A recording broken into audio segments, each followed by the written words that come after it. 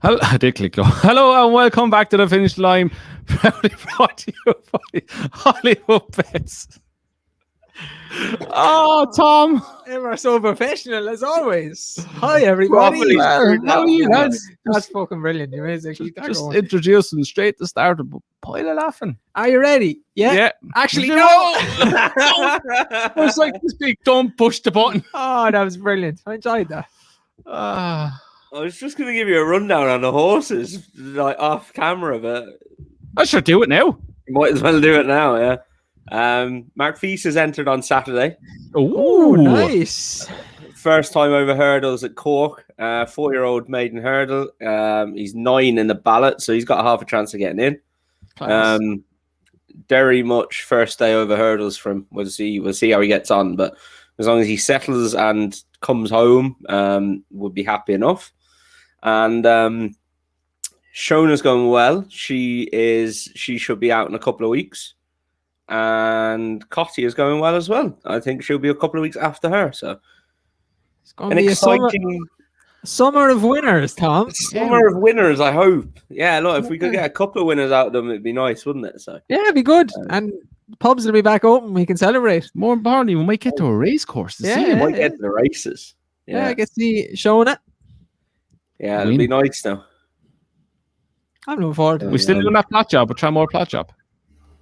Try more plot job. It's not even a plot job if you're here saying it to everybody. That would own on me that. Yeah. Well, look, we're a podcast of the people. We want everyone to win. Yeah. We're like, watch your man, not Oliver McKern. Is Oliver McKern? Used to tell everyone his horse going to win. Speaking Weird of that. Oliver Brady. Yeah. Speaking of the people's horses not doing what she done last year anymore. No. Oh, she was going to struggle this year. Yeah, very much so. I don't know. I was wicked disappointed. I said that of her last run, and I don't know what to make of the run today again. I didn't see the run. I only seen the result now. She's just been scrubbed along a long time out, and she just stayed on. She came fourth, I think. I reckon she needs softer ground to be seen at her best anyway. Yeah, I'd give her a chance now when the ground gets maybe soft heavy if it comes up in the summer or maybe like September, October time, but she doesn't seem to be finding a whole lot now at the moment. We're talking about Princess Owie, by the way. Anyone? Well, she was great to us last year. She got us through lockdown. She got through lockdown, made us a nice bit of cash, and she had her day in the sun in Paris. I think that was her day in the sun, to be honest. Yeah. I think looking back on it, trying to beat Subjectivist in the second grade one, group one, looks pretty daunting task now when you look back at it. Oh, yes, it does. Yeah. Look, she might bounce back. She's not anywhere near arc level whatsoever. No, I hope she does bounce back though and wins a couple of races. She could go back to the race she ran in last year, that bloody 2-4. Yeah. I think that's what the owners want to do anyway. Do you know what I should back her for? Mayor's Novice Hurdle. 2022 Mayor's Novice Hurdle. Yeah, absolutely. Why not? Let's go again. The hell with it. Let's do it. Let's go. I wouldn't rule it out, lads. I would not rule it out. If I don't know if she runs another bad race, maybe in a listed or group race. She's probably not you priced know up what? She's maybe they pour her away and bring her back over hurdles in the end. Who knows? Once Tony Mullins gets the arc out of his head, they might just start thinking about her. He's a jump man at heart. Yeah. So he's going to come into his head. You might get back those 100-1 slips from last year for next year. That hurt me. Yeah. You imagine she went and ran in it and she bolted up and everyone with all the decent bets. Oh, not good. Nah, she's not in the betting. Not in the betting. We'll get a good price. We'll ask Paddy or someone. High definition's a non-runner at Lingfield. Yeah, I just opened there. Yeah. His blows came back bad. So that blows that wide open. I was looking forward to seeing him and all. He's a right good horse, I'd say. That his second race, never looked like he was going to win. No. Then boom, off he went like an absolute train. Right, we are here to talk about the racing that's going from tomorrow. Cheaster started today, so we're going to cover some of the races from the Cheaster May Festival, and we are going to Haydock for the Swinton Hurdle and Lingfield for the Oaks and Derby Trial. So we are going to start right before we get going. I know we've said the Ascot preview or anti-posting. We've been back and forth when to do it, when not to do it. So we're making a part of talking points as of this Sunday. So when we go through everything, our last segment will be all about Royal Ascot anti-post tips, which Tom is absolutely buzzing about. He cannot wait to get it. He's looking forward to this more than he is to Cheltenham next year. Wow, no way. Yeah, I'm gonna go through it. I got one already, but I'll go through it properly and have a look. I'm looking forward to that now, actually. And then at the second, the all accumulate. What accumulate? No more. He's making up words and everything. Making up words, giving away plot jobs. Communism. He's on about. Communism. Do you know what it was? It was something I was watching last night and it's in my head now. What we want to accumulate. It will all accumulate into a Royal Ascot preview, which will be live on the Sunday with talking points that replace talking points the one night. We're replacing talking points with a flat preview. You know what we're going to have to do? We're going to have to find a pub with a beer garden to watch Royal Ascot outside. You know they have a TV with the beer garden. Woodman. Yes, Dave. Tom, I think we do know a place where we can do that, and I'll be able to book us a table. I know one in Tremor as well. Why is that? O'Neill, top of the town in Tremor. Yeah, the Woodman definitely be able to do it. I'll definitely be able to get us a table there. Hello, the Woodman, if you're watching. Hashtag plug. Please give us a table. Hashtag book us a table for. Just give us a table. The outside area there is unreal. We don't care about 3 points. We just want the table. Just want the table. It's right next to the outside telly. area is class. They have all the heated things, and the telly is right in the middle of it, and look, seats all pointed at it. It's right nice now. Were you there before? They have a fantastic pint of Guinness as well. Best in Waterford by a mile. I can't wait for a pint of Guinness. What day will we go? I'm gonna Facebook them. Tuesday. The Tuesday. Whoa, now some of us have jobs. Book Saturday. it off. Tuesday, Wednesday, Thursday, Friday, and Saturday. The Saturday. If I go midweek day, that's 2 days off in the week because I'm not going to be able to work the next day. The Saturday, so. You go any day. I'll come the Friday or the Saturday, one or the other. The Friday, because the Friday has. Oh, that was last year, I suppose. The Friday has the Commonwealth Cup and the Coronation Stakes. Which is? The one. They 2-year-old races. 1 mile fillies, like Royal Ascot's 1,000 guineas. And then it has the race that they changed for the 3-year-olds to do the 3-year-old group. They're not going back this year. It should be the same this year, yeah. Okay. Anyone wants to come, more than welcome. Friday it is. I'm going to book that tomorrow. Go for it, Dave. Is the racing better on Saturday? Not really. What about Ascot Gold Cup Day? I like that day. No, Thursday is cat. You just want to see subjectivist. You can watch him at home. Fine. Hopefully we can go next year, lads. That's going to be... We're planning on a lot of Pimlico days out, and one of the days that I've got well put in the calendar is a Pimlico picnic in the car park at Royal Ascot on the Saturday. That sounds awful. So I like that. You get in the car park about 10:30 in the morning. You start drinking champagne. Start drinking and have food and then go into the... Oh, that's all right then. I thought you were staying at a bloody car park. No. You go champagne, picnic in the car park, into the races then. That's what they do. They all have their strawberries and champagne and whatnot beforehand. Sign me up. Unreal. Go in and they can't even see the race card. Is accommodation on Pimlico as well? No. For fuck's sake. That was a fast no. It was worth a try. I tell you, if he's so... Well, I won't because I don't really drink anymore, but he'd be so drunk he'd sleep in the goat shed. Exactly. The picnic will be on us anyway. Speaking of goats, where's the soft Wednesday coming and have you ordered them? You ordered ordered it. Went on to Amazon. You have to get them somehow, don't you? Don't buy him in Devon or somewhere. Conveyor belt. Which one you want? Amazon.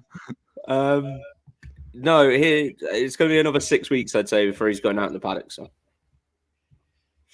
that didn't answer the It's question. just an exciting 6 weeks. That didn't answer the question. For the I've so much to do. I have to build a field shelter in my garden. I have to fence off part of my garden properly. Yeah, and then get a goat. We just said and get a goat. He's getting one. We know he's getting one. Well, now. if you leave it to us and we'll set it all up and you just pay for it. I'm not paying for it. We set it all up, get you. I spent happily, I will do that because I spent Bank Holiday Monday chasing a greenhouse around the garden that blew away in a storm, basically. Is that the one that you were putting up for 2 days? 2 days. 2 days to put it up. back. 2 days to put it up, and half the panels blew out, right? And it was only at about 8 o'clock after it was all destroyed. I was like, wonder how easy this comes up because, you know, we might have to move it from where it is. Just fucking pull it out of the ground like nothing. We put it in the garage. To be fair, I wouldn't give out about your handyman skills for that because the wind on Sunday and Monday, it was just insane for what is the summer.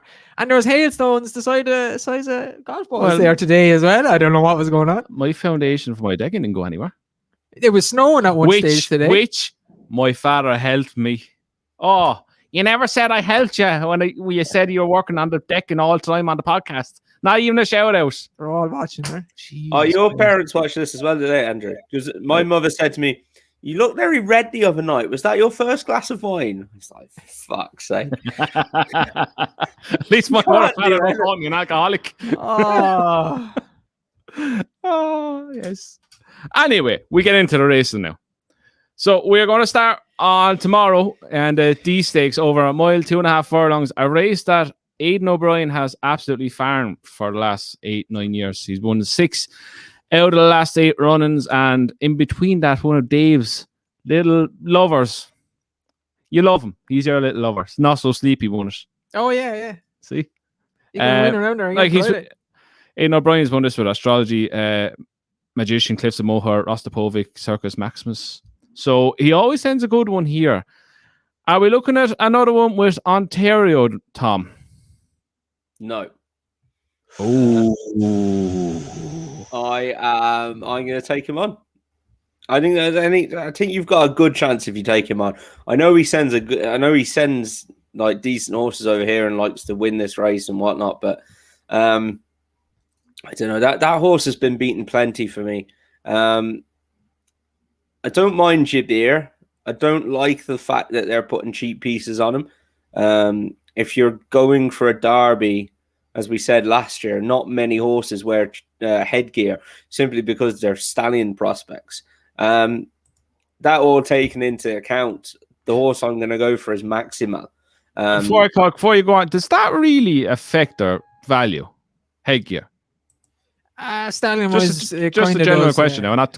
It kind of does. Like, you know, the way, say, you were like, and this is about jumps horses, but you were giving out about like the likes of Scorpions, like how mad they are. Like, you don't want to be buying horses that have like issues in their brain, basically. Like, I was looking at a horse.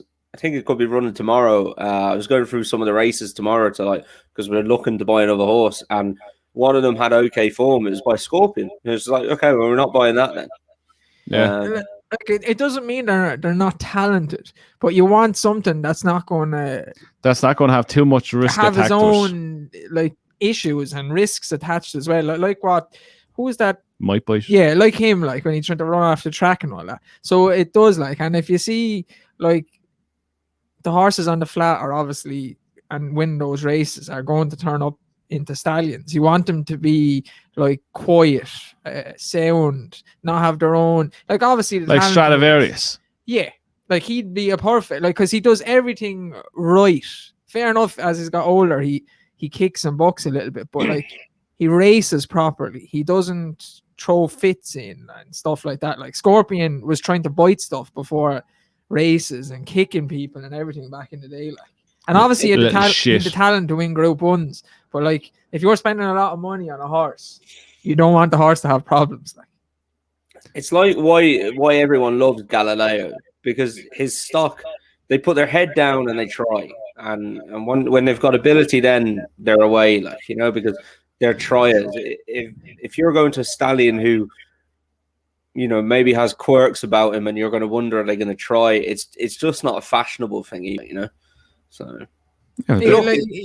you see it with the likes of the 2-year-olds as well, and the kind of faster stallions like Memas for all the world last year. As a 2-year-old, when he was racing, just got in the stalls, raced, went as hard as he could, tried as hard as he could. You see all the way his babies turned out. They're all the same. They just try hard. Now I'll throw another one at you. Warfronts don't seem to train on. Well, that's going to affect him sooner or later, unless they want this suddenly just 2-year-old speedy done. Well, I don't. We've yet to really see one that has trained on. So yeah, I'm sure eventually Coolmore will kind of cool the jets on that. They want stuff to train on to 3-year-olds. So. They do, but other people then want things that are going to be fashionable in the sales ring. Yeah. There's so many people want Royal Ascot 2-year-olds. So America's probably his market. Could be. Like there's a lot of the stallions that like Richard Hannon has had a good few through the ranks through the years, and they'll win like listed grade Group 3, Group 2 races as 2-year-olds, and you can see they're tiny and small. They're not going to train on, and they go straight to stud then, and they'll produce loads of winners as 2-year-olds for the owner that can maybe spend 40,000, 50,000, whereas like the likes of Coolmore are spending hundreds of thousands. Now, a bit of educational corner there. Sorry, Tom, what you were saying? There you go. Much more exciting than what I was going to say. Talking about pedigrees, this lad, Maximal, has an unbelievable pedigree. He's by Galileo, and he's out of the Damn Joyous, who is a half-sister to Frankel. Is half-sister to Frankel, a Noble Mission, a Bullet Train, has black type in her own right. She's a nice horse, obviously. Was a nice horse. And I think this lad has got a hell of a good chance, to be honest. I liked his run the last day. Yeah, that's it. Jubiloso. She's already bred Jubiloso, so we've seen she can get the job done. This is her first colt, as far as I know. And yeah, this is her first colt to run on the track. Lovely run last at the start of this year, behind a horse called Hurricane Lane, who I actually like later on in the week if he runs. I'm not sure if he will or not, but I'm keen on him. He's running the Derby Trail, I think. Yeah, I actually like him. We'll get onto him later, but I think that's pretty good form. So Michael Stout is absolutely flying. 7 out of 27 for a 26% strike rate. Just in the last couple of days there, he's had 3 winners already in May, so he's going very well. And yeah, I'm quite keen on him, to be honest. Where are you going? I like the look of Fox's Tails at a bigger price, but I think Ontario will win. In recent years, O'Brien's horses have needed a run, and not so much this year. But you saw the way some of the colts ran in the Guineas the weekend. I'd say a lot of them needed a run. He's had a run, beaten by Tactical, who's a pretty good horse, and Naval Crown was second in that race and ended up leading him a merry dance in the Guineas and just fail and come fourth. I'd say him drop back to 7 furlongs, he'd be a really, really good horse. Maybe something like the Jersey at Royal Ascot for him. And I know he's lost a lot of races, but you go back through his last race last year, he was beaten into 5th by the actual Guineas winner, Poetic Flair.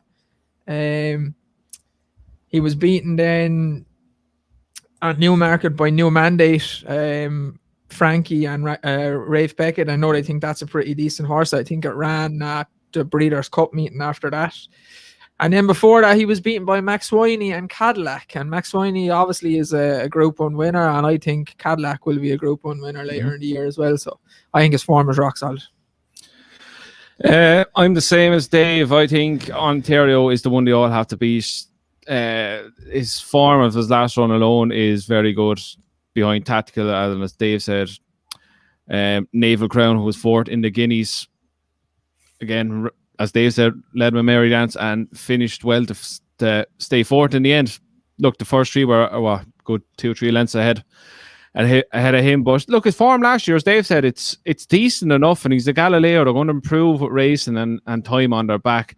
It's the fact that Aidan O'Brien farms this race. He knows what kind of horse it takes to win this kind of race.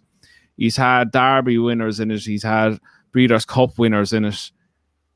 They're never an average horse per se. So they think just putting him here, there must be a lot more to come from him. Like, as I said earlier, he's won 6 of the last 8 renewals of this race, and I think as far as I know, he's their only entry in it. So I think he's going to take a hell of a lot of beating. Maximal is his main danger. I have down here as his main danger. I backed the horse that was second to him the last time, Hurricane Lane. 2 of them pulled miles clear third. As same as Tom, I'd be very interested in him now in the Derby that high definition has been taken out today. But I think it's between them. I'm not gone on the favourite whatsoever. I think he's way too short. I can't see him going off favourites whatsoever. The form is it's all right. It's nothing to be shouting home about. I think it's between Ontario and Maximal.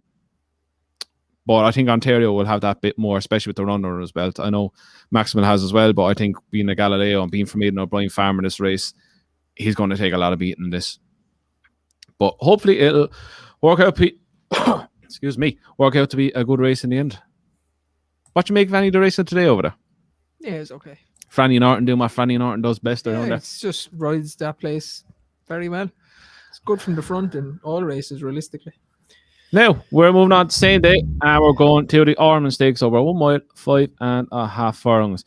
We have Japan, who splits opinion with a lot of people at 6-4. Trushan, last seen winning the long distance cup at the Ascot Champions meeting at 5-2. Mirando, it was Mudlark is 5-1. Sunny Boy Listen 10s. With Holders 12s. Yushin Glen 20s and 25-1. Bigger the rest. Japan, yes, no, maybe. Trushan. No, Japan doesn't split opinion. He's just useless. Yeah, he has become useless. Right? That's the bare facts of it. He's living on hype from 2 years ago. His brother has already ran twice this year, and he looked bigger the second time than he did the first time, which I just can't understand. But there you go. He looked less fit. He was useless the weekend again. Japan will be the same. He won't be fit. Never runs well in his first run, nor his second. Might get him on the third run, maybe. Trushan won that race the end of last year. I think he was beating tired horses. Mirando loves soft ground, so if it got really soft, to give him a chance. Yuchin Glen is a legend, but wait till later in the year. And again, loves really soft, heavy ground. Haydock. Haydock, yeah, he'll win a couple of races like every year. But if you try to say Kipps is going to win a race, I swear to God. I'm interested in Sonny Boy Liston being sent over. I thought you were going to say Kipps because you're a father. Johnny Murta and Ben Cohen. I don't think Johnny Murta would waste the entry unless he thought he had a decent chance. Form behind Brown and Helvig Dream, who again were first and second then on Monday at the Curragh. And he looked outpaced the last day. So step up and trip. I'll give him a shout at an each way price. What are you going for, Tom? Yeah, I give Sonny Boy Liston a chance as well. Keen to take on Japan. Just think you have to. Look, we know he's got ability. Does he? He does. He does have ability. He's just so hard to weigh up, isn't he? So lazy. Yeah. So lazy. I fancied him for the Derby, and he was third in the bloody Derby. It's mental to think. But the one I'm going to go with is Miranda. The ground is good to soft. The softer, the better for him. He's run twice at Cheaster, and maybe he's run 3 times at Cheaster. He's run 3 times at Cheaster. He's won 2 of those starts and been second on the other start. He won this off a 194-day break back in May 2019. That was beating Kew Gardens, who was odds on at the time. I give him a hell of a good chance, actually. I think he's He's a fair bet. He's a fair price. Andrew Boulding is in really good form. 10 winners in the last 14 days. And I fancy him in one where I'm keen to take on the first two in the market. So. Yeah, I very keen to take on Japan. He just needs 3 miles and a fence.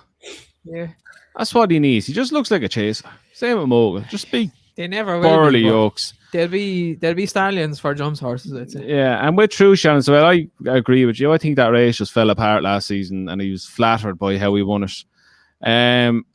I'm going with Holt, who only has a length to find with Trushan on form, and one is 5-2, and one is 12-1. Look, he's a bit of a mad yoke. He wanders all over the place when he hits the front. Look, it's not the most aspiring race in the world. Miranda will have a chance on rain softened ground. Japaners can't back. Trushan, I need to see him do it again. Sonny Boy, listen, there's one I think is the actual danger to a hold. But look, he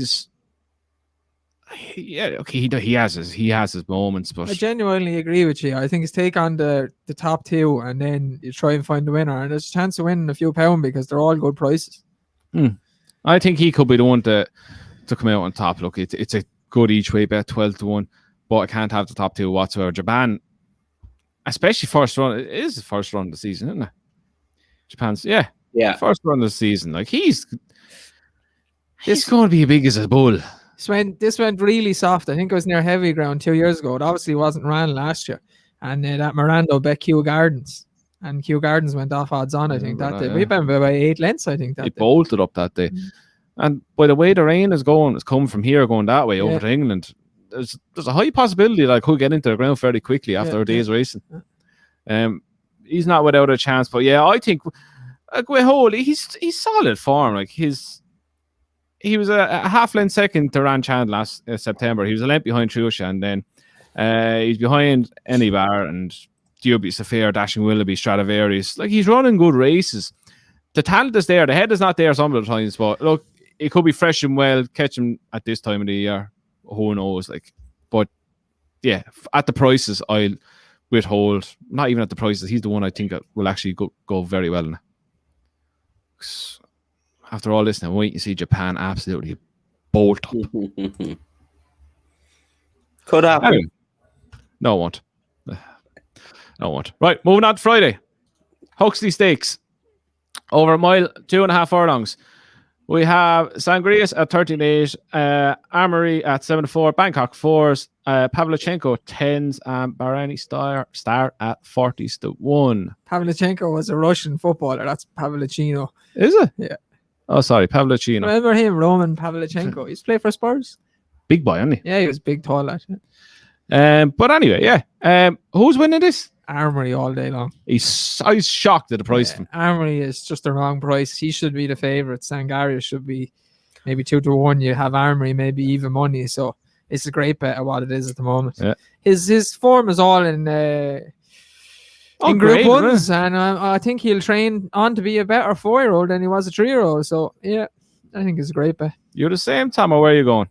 He'd be my nap of the weekend, this lad. At these prices, he's a fantastic bet. I read it exactly the same as you, Dave. I thought he should be favourite, and yeah, I've got him well above the rest of them as well.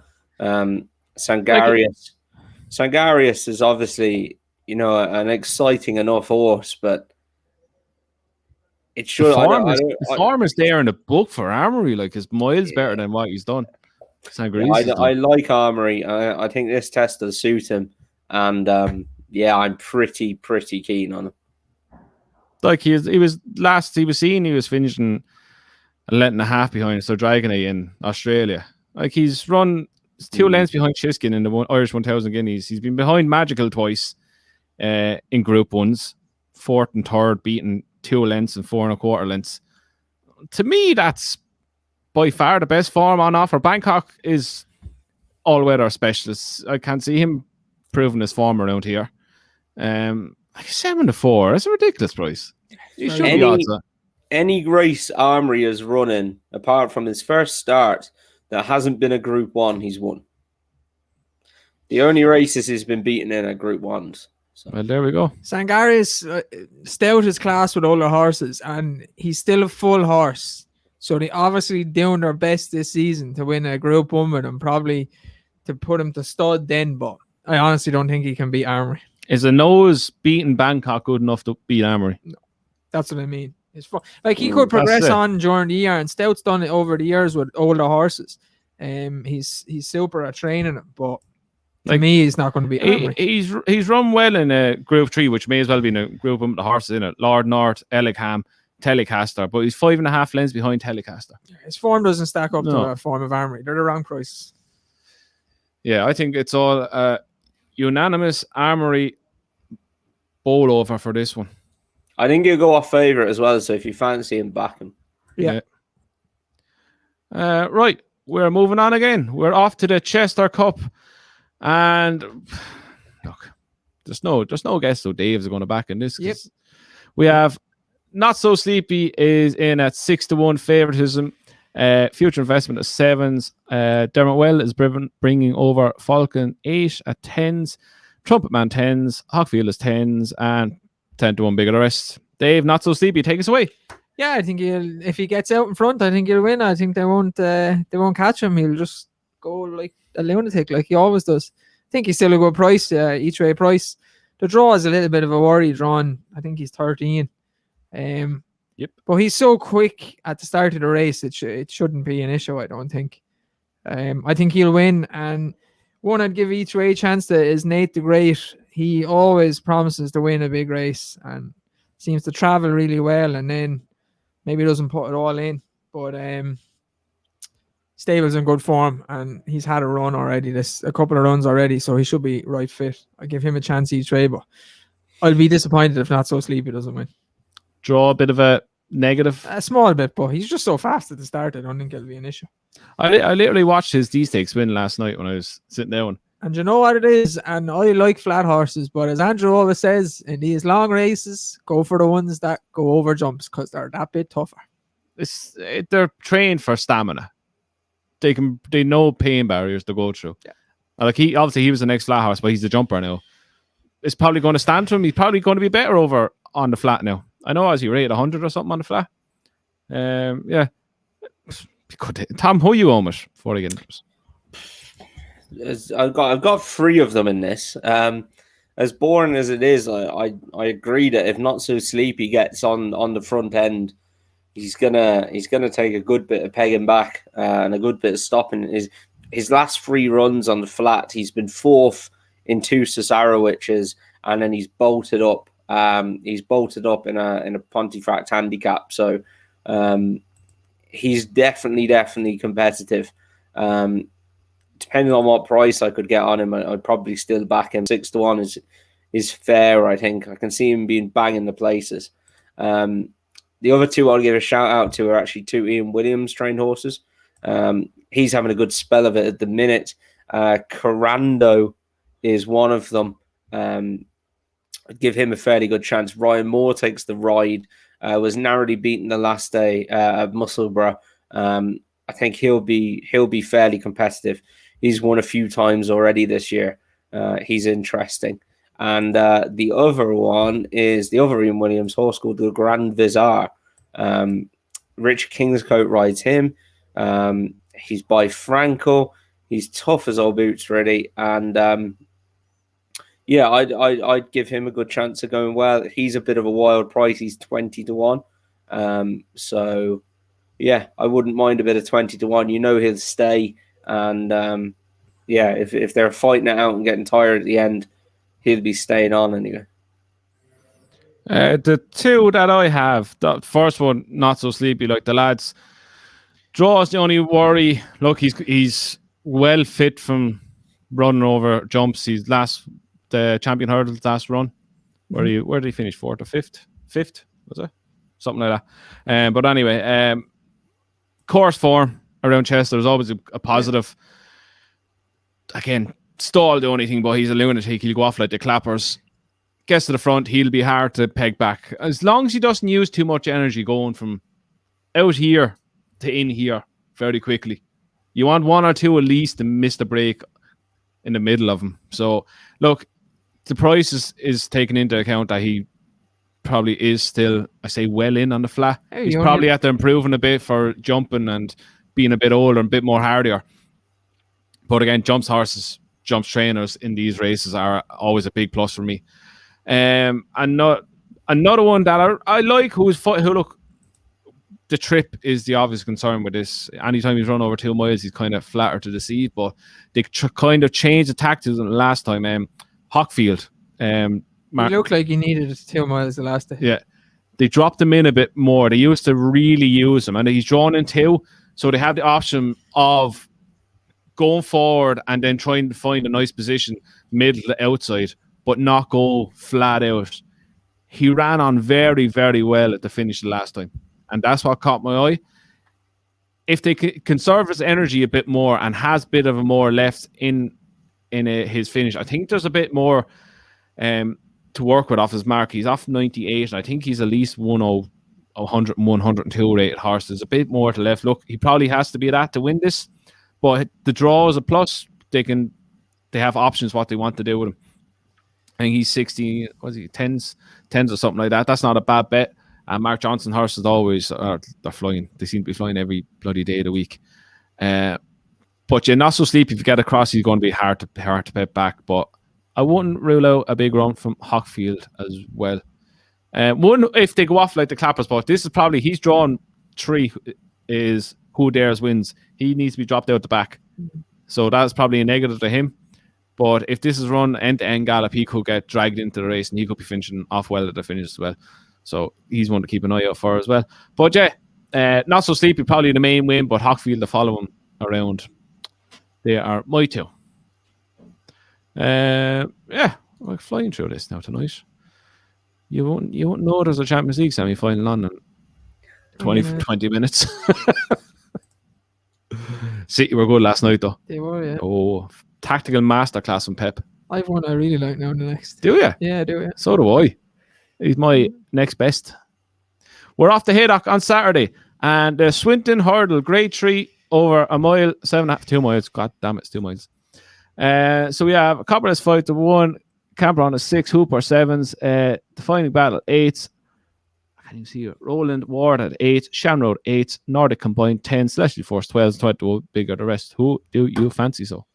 I fancy Emma Lavelle's Hang In There. Paisley Park colours. He literally is backed every time he runs. I think they must have thought they had it finally the last day. He went off 3 to 1 favourite, and he was beaten by Paul Nicholls' horse called Scaramanga. Great name. And I think some people might finally have given up on him then. But Scaramanga went on to win that big handicap hurdle the last day at Sandown. And he was off top weight. There was, I think, Solo and all that were in it, but he was the lesser fancied of the Nicholls horses anyway. I think that is going to end up being good form, and I give him a good shout. He travels lovely, but seems to have issues. I think it might finally be his day. Any other one? Any big ones? No, just him. Just him. Tom, yourself? I got 2, and they're first and second in the weights, actually. I was going to say first and the second the way to finish. Yeah, I hope so. Shanrow of Carl Thornton's going over to represent the Irish. Absolutely bolted up in a novice handicap hurdle at Fairy House at their Easter meeting. Won a 22-runner handicap by 9 lengths. Now, that was off 123, up to 137 in Ireland, 144 in England. They're not taking too many chances with him. I wonder why that is. But still, this is the thing. Shanrow, he's had a good few runs over hurdles now. He's only had 8, I suppose. He could still be improving. I wouldn't rule out that he's still improving, that lad. So yeah, I'm interested in him on the basis of the English handicap is wrong when it comes to Irish horses. No surprise they've whacked him with £7 there. The other one is Fergal O'Brien's Takani. Was trained over here by Anthony Black in Wexford, and won a couple of races at Tremor, actually. Was sold then over to Fergal O'Brien. Took a little bit of time to find his feet before winning. was competitive enough, won 2 handicaps then towards the end of last season. He then went to Kempton and finished 4th behind Silver Streak in a listed hurdle. That was a really, really good run. I think he showed that day that, you know, he's probably a little bit better than just handicap class. He ran in the elite hurdle then at Wincanton and was 2nd behind So Royal. Beat Diego de Charmel and Solo. Look, he's high enough handicapped of 148. But I just think some of these, once you scratch the top few, they're not that good. So they're either not that good or they've got potential and you don't know how good they are. So I'm happy enough to take a chance with the 2 top weights, basically. Potentially not good. But if you look at this, you're getting into this race off about 127, which for 100 grand handicap, you'd think you'd have to be higher to get into it. And, you know, I'm actually thinking it might be a nice race to save a horse for, you know. If you were going to skip Punchestown or skip Aintree, you're coming here for 100 grand handicap and you're getting into that off a mark in the mid 120s. It's not a bad race to run in. No, it is not at all. And I totally agree with you with Shamrock. He's my next best for the whole weekend. To me, this is going to be another handicap that Ireland are going to come over and take. This is one I've been following now for the last year. He ran down Royal the time before he bolted up a Fairyhouse in the novice handicap. It went off 6-4. He looked like he needed every inch of that run. He was off the Royal so far out, and he kept running on and running on. I say he took a good blow from that, obviously, because he went on and he absolutely bolted up a Fairyhouse the next time. I think there's a lot more left to him. As Tom said, this is not the greatest handicap in the world. There's a lot of these are unknowns, but are they any good unknowns? None of them ever stood out to be like, oh, this is one I'm going to keep an eye on for the handicaps. I think if you go into it and try make it too, you could try go too complicated, too smart with it, is where you're going to get caught up in all these. Oh, look, he's 4th or 3rd or 2nd. He's been laid out for the handicap. I think this is one where you just go on the actual form, where it's not going to take much. I say not take much to win it from a top way. So I think the top of the handicap is where you should be concentrating. And I think Shamrock is definitely the one to be on. His win the last time, he blew the field apart. He travelled so well through it and put the race to bed in the matter of strides, turning into the home straight. Carl Thornton he's not a big trainer, nor not the biggest trainer in the world. And for him to be sending a horse over to England with all this new paperwork malarkey says a lot on its own. I think he's 7-1, 6-7-1. I think that's a hell of a play, or he could take a hell of a lot of beating in this. So he's my main bet in this, and I think whoever's around him coming in the home term is going to have one hell of a battle to get past him. He's well able to train as well. For those who don't know Carl Thornton, don't be worried about it. Well able to train. He did a right job with a horse called Lord Lariat. He got him very well handicapped, and then he won a few nice races. So yeah, he's well able to train. Don't let that put you off. Like even with that, even when he started over hurdles, he was running in hurdle, like maiden hurdles against Andy Dufresne, Mount Leinster, John Snow. They taught a bit of him to run him in maiden hurdles like that at Leopardstown, Punchestown, and back at Leopardstown. Won a few on the flash, still went handicapped in that. But look, this is the race. I think he's going to take a hell of a lot of whacking in it. And another one of the bigger price is Neil Mulholland's Annie News.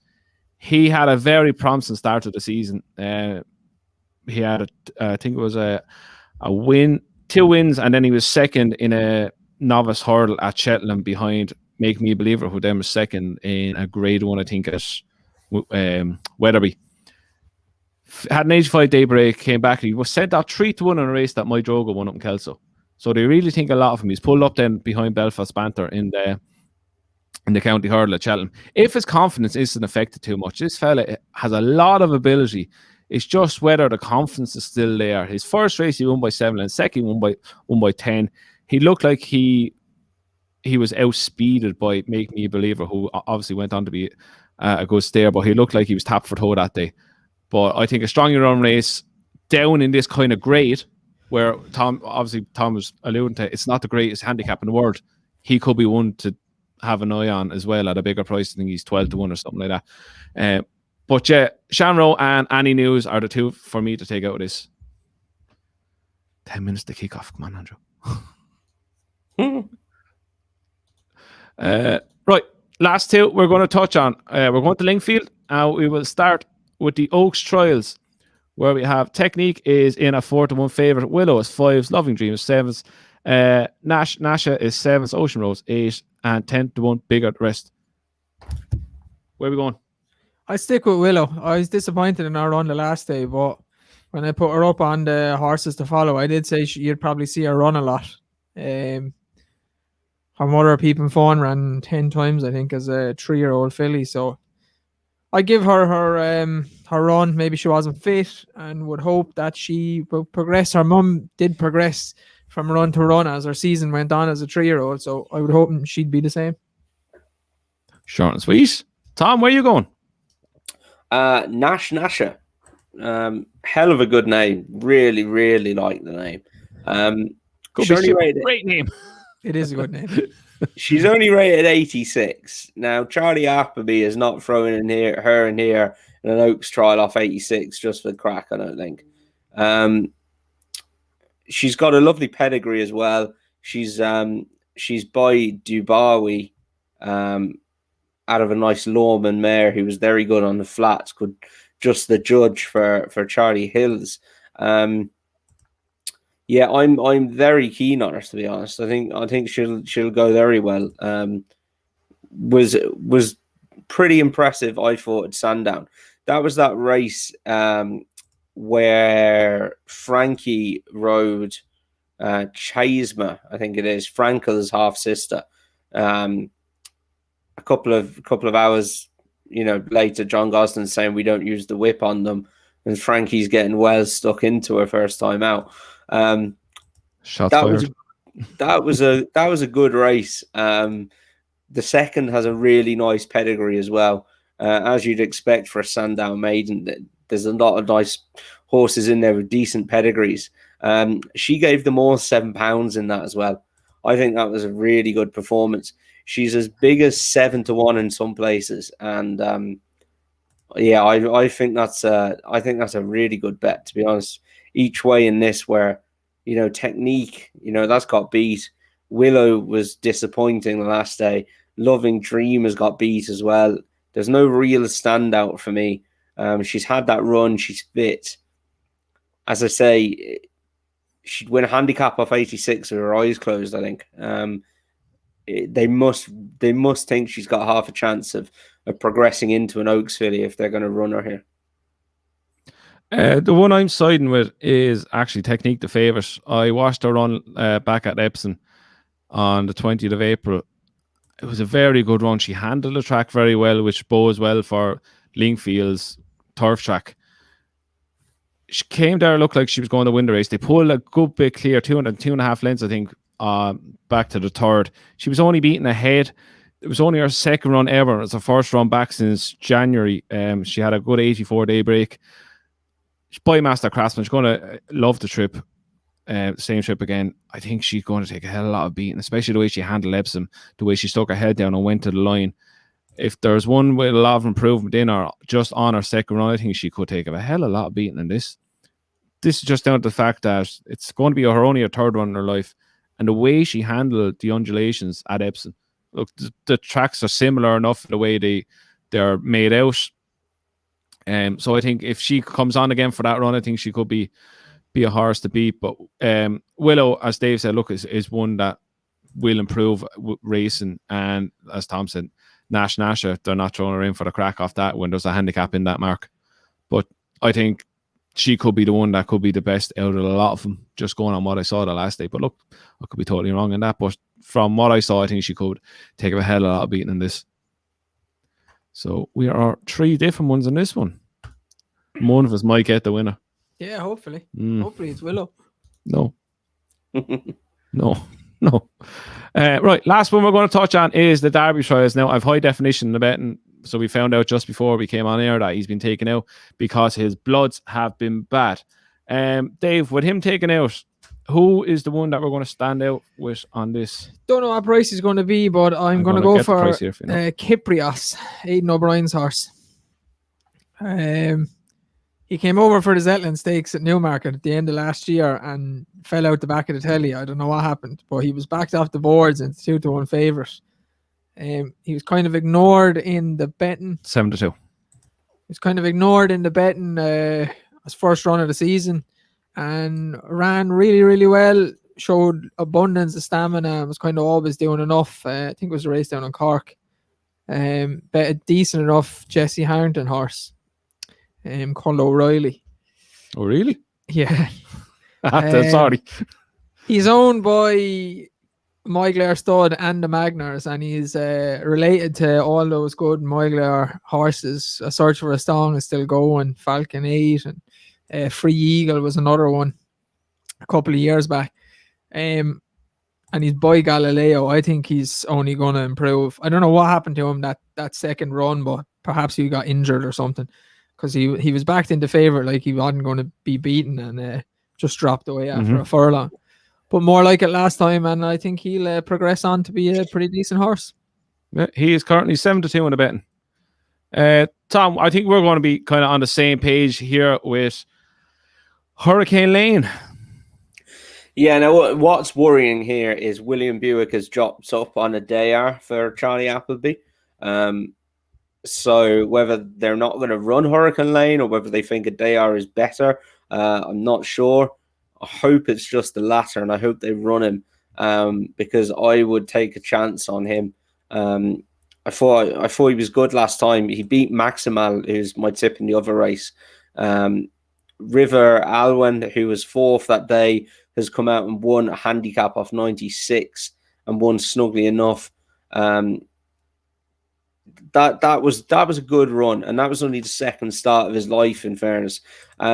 He stayed on well that day. He's a real strong staying side in his dam side. There's a lot of stayers in that pedigree. The dam is actually by Scirocco, who is more of a jump stallion now than a flat stallion. And then you've got Frankel putting in the speed into him. Yeah, it'd be interesting to see what they run because I quite like him, and I'm just going to check what price is. I'd be tempted to have a little outside bet on him for the Derby before that if he was going to run for the Derby. Yeah, I think the Derby's an open race this year. I'm expecting this horse to be 25s. Price 25s. 25s. Yeah, that's fair. I think it's not wild, is it? But it's fair. Yeah, I'm the same as Tom. I really like what he done the last day against Maximal. Look, for a second run of his whole career, they pulled well clear of third. And as Tom said, fourth has won already since. There was a lot to like about him. He got stuck down to his job well. He had to come and get Maximal, and he done it well in time. And look, he hit the front, and the years went back, and he was thinking, "What the hell do I do?" But as Tom said, look, I never thought of the Derby there, but 25. You didn't think of the Derby for the horse that's running in the Derby trial. Look, we look at this Derby trial. I think there's one horse that ever won this. Has won that proper Derby or something like that. It's been a ridiculous trial, but at 25-1 is one you're willing to take a chance on for the Derby. Look, it's the way he went about his business. It was Charlie Appleby's horse as well. They're flying. So if he runs here, I'll be definitely getting on him. I might even do the cheeky to win this and win the Derby. You'll get a bigger price just to see. Why not? Yeah. It's true, because in fairness, if he doesn't win that, he's probably not going to go for the Derby anyway. Yeah, exactly. So, yeah, Hurricane Lane, if he runs, if nothing else runs, I don't know, because I was really looking forward to high definition run. Yeah, so was I, but sure, look. I don't like that Kyprios just because I thought O'Reilly should have won the last day. It's my only thing against him. I just thought O'Reilly should have got up, and I liked O'Reilly won his maiden earlier this year, and I kind of followed them into that race then, and Yeah, I thought he should have won, but it's the only reason I'm against him. Jockey said the mount ran green late on. Shane Foley about O'Reilly. Yeah, grab a hold of him. I think Shane Foley was a little bit at fault as well. Shane Foley, shit, I need an excuse quick. He did run around a little bit, but that's kind of between running around a bit, and I think Shane could have grabbed a hold of him a bit more, a bit earlier. Yeah, I just think he should have beaten him. But there we go. Right, we're going to finish up with our naps and next best for the week. Dave, naps and next best. Nap is Armory. Next best is Not So Sleepy. Tom. Yeah, my nap was going to be Armory. I'm going to take 2 next bests because that's going to be a massive crossover. Armory, I think. Nasha and Hurricane Lane if he runs. I was going to do Armory as well, but 2 lads are. I'm going to go Ontario as nap, and I'm going next best is Shamrow in the Swinton Hurdle. Get on Armory. Yeah, I think he's going to win as I'd well. be shocked if you don't win. Oh, it's the wrong price though. It's just the wrong price. He'll go off favourite. I'm pretty sure. well, I'm back in Armory and Not So Sleepy, and I'm doing them both in the double. Nice points are on Dave for Ascot. When you say loads of doubles, are you just gonna like write out like Armory, Not So Sleepy, Not So Sleepy, Armory, Not So Sleepy. and then the numbers. I can't wait for the bookies to open again. I can't wait to write out a docket. I'm sick of doing it online. Yeah. I want to go to the pub with a bookies next door that we Yeah. can start punting away the bookies for the crowd. 20 pens on the table where there's no need for like 200 dockets where you only Loads need one. of cash. Yeah. Proper cash. Cash. Yeah, I want some cash. That'd be nice. Simple things in life. Yeah, it is. I can't wait. Right. We're late.